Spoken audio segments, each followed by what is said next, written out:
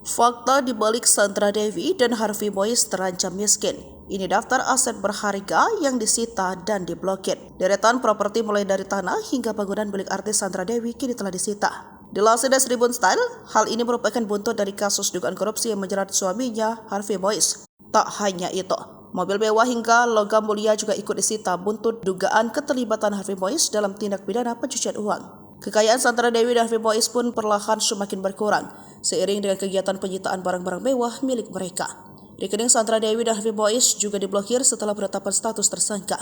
Tak hanya rekening diblokir, uang 76 miliar dan logam mulia juga disita dari kediaman Harvey Mois dan Sandra Dewi beberapa waktu lalu.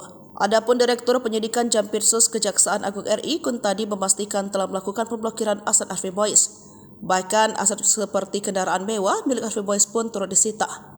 Mobil tersebut yakni Ferrari tipe 458 Special dan 360 Challenge Straddle masing-masing satu unit, satu Mercedes-Benz SLS AMG berwarna silver, satu Toyota Fairfire, satu Lexus putih, Rolls-Royce dan Mini Cooper. Di Jakarta Barat, tim penyidik Kejaksaan Agung menyita 161 meter persegi rumah di Komplek Perumahan Green Garden Blok N5 Kafling nomor 25, Kelurahan Kedoya Utara, Kecamatan Kebonjeruk, Jakarta Barat.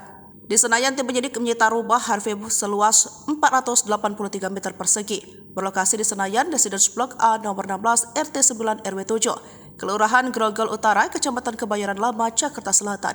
Sedangkan 3 rumah di Kebayoran Baru, Jakarta Selatan yang disita bukan atas nama Harvey sendiri, melainkan pihak-pihak yang terafiliasi dengannya.